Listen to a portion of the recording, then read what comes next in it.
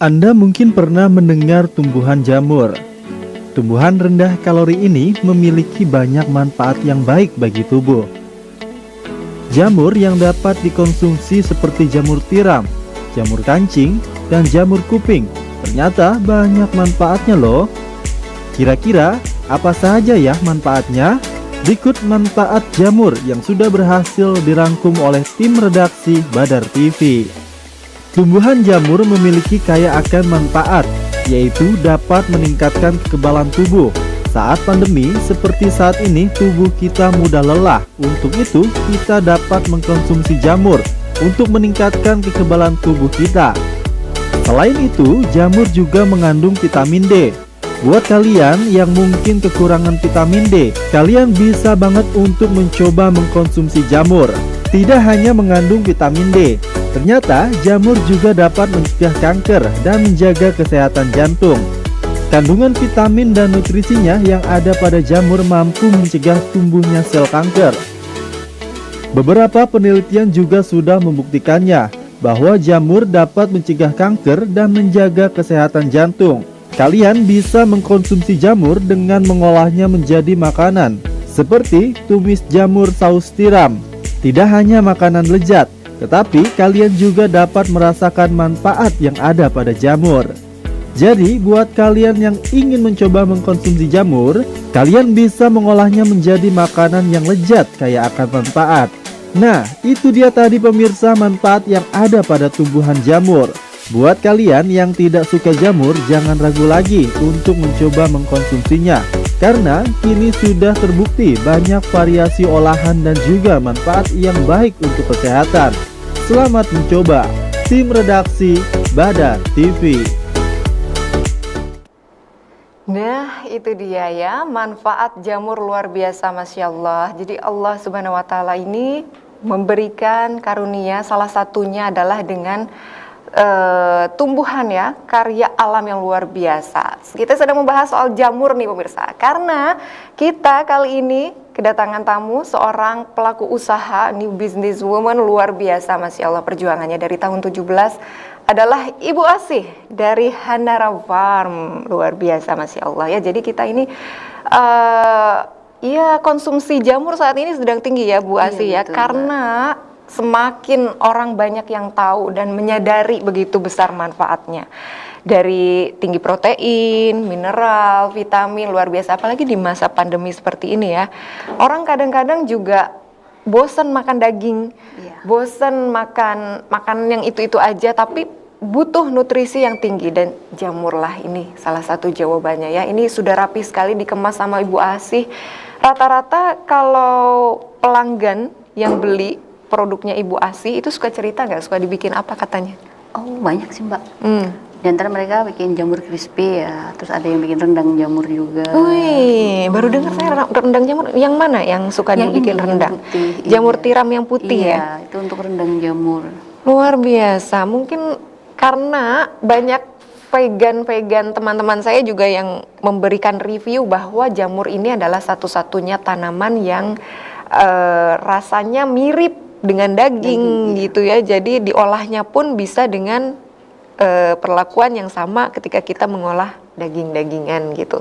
Terus kalau untuk yang jamur kuping biasanya? Kalau jamur kuping itu cenderung ke sup kayak kimlo, teguan, seperti itu. Dioseng-oseng juga ya, Iya, kayak betul. cabai hijau. Harusnya pakai demo masak ini Bu Asih. Harus tuh Mbak. Nanti saya main ke kebunnya Bu Boleh, Asih ya. dengan senang hati. Di mana itu Bu Asih? Kebun saya di dekat kolam renang Palem, jadi di Kampung Babakan gitu. Oke, dicatat alamatnya, nanti saya akan ke sana. Tunggu saja ya Bu Asih. Ditunggu Mbak dengan senang hati.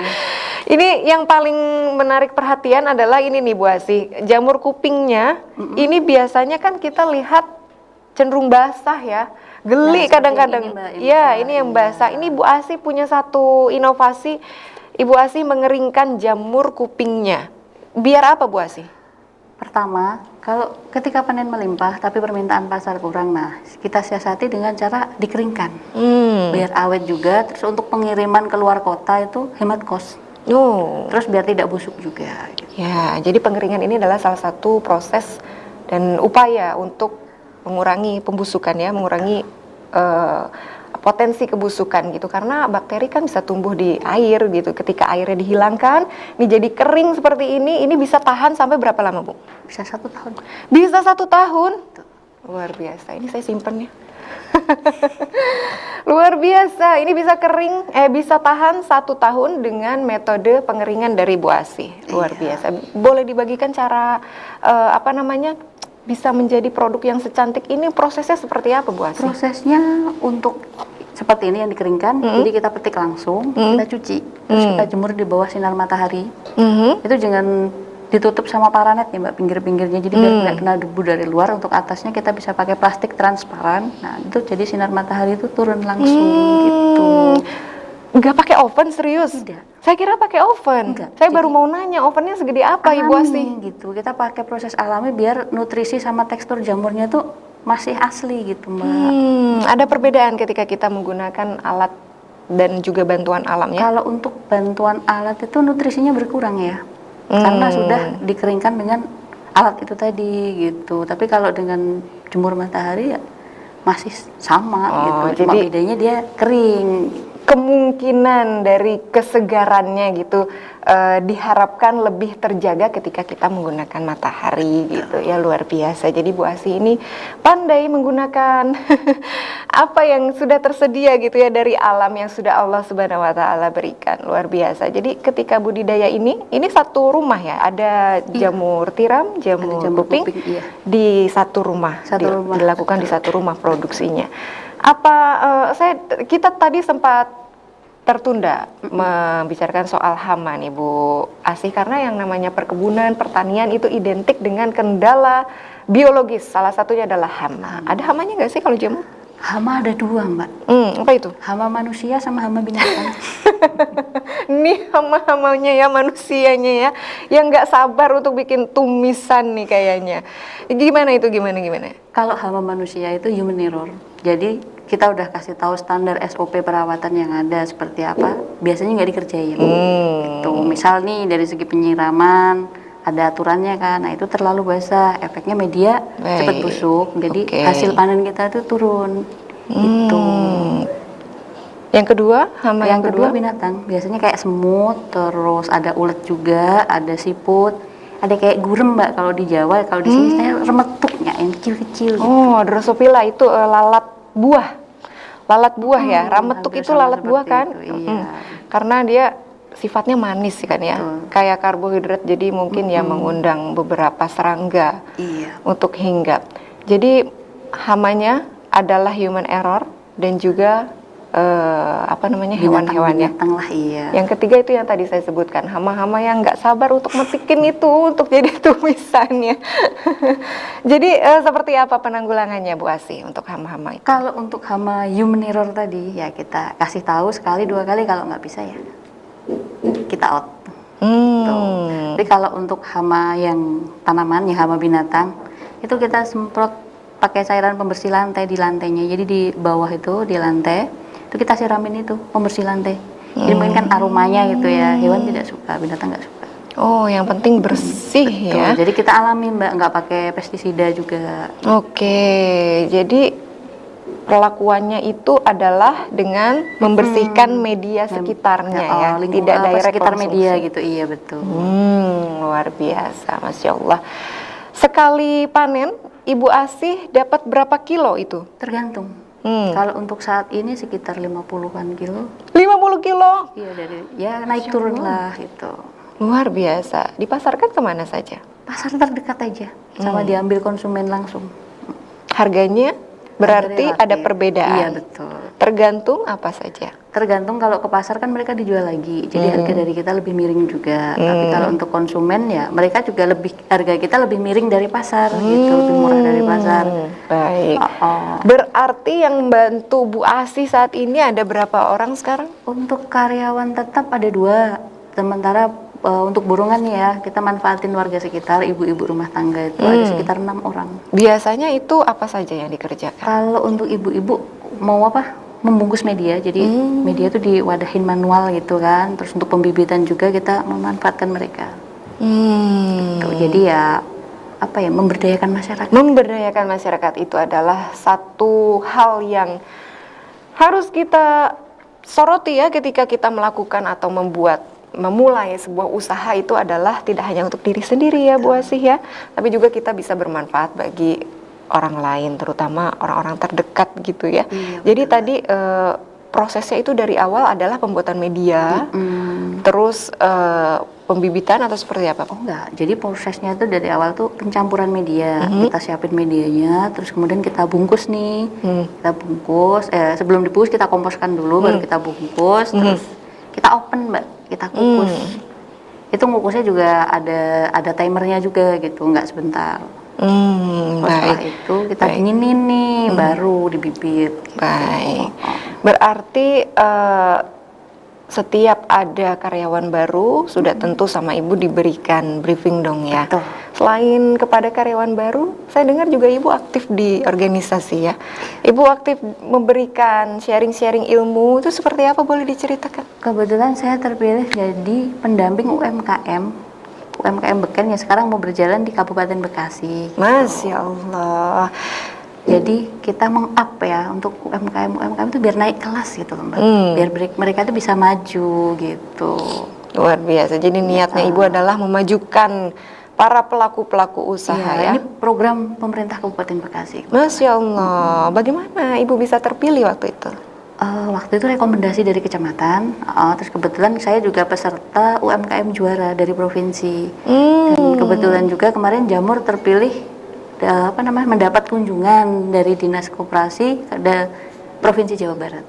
Masya Allah, luar biasa. Sekali lagi tidak hanya menguntungkan diri sendiri ya, tapi juga harus bermanfaat bagi orang banyak, terutama orang sekitar. Seperti apa coaching yang Ibu berikan kepada teman-teman para pelaku usaha lain? Yang penting jangan menyerah. Kita punya usaha, kita coba, kita fokus di situ, kita tekunin dan jangan menyerah. Itu kita upgrade terus cara strategi marketingnya seperti apa, kita evaluasi seperti itu untuk pemasaran dan lain-lainnya. Selama ini Ibu sudah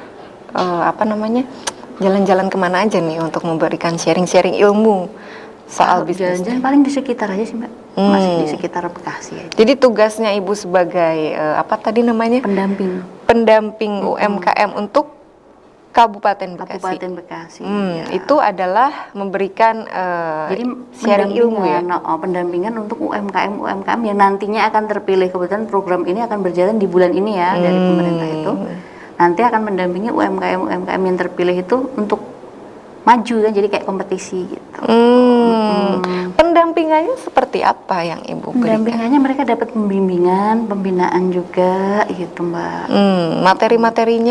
Materi-materinya mungkin untuk perizinan dan lain-lain ya, strategi pemasaran seperti itu. Luar biasa, luar biasa. Saya kalau mau didampingi sama Ibu Asih ini ya, misalnya saya punya usaha kecil-kecilan, itu seperti apa caranya Bu Asih? Kalau itu daftar Mbak ke Dinas Koperasi dan UKM yang di Pemda.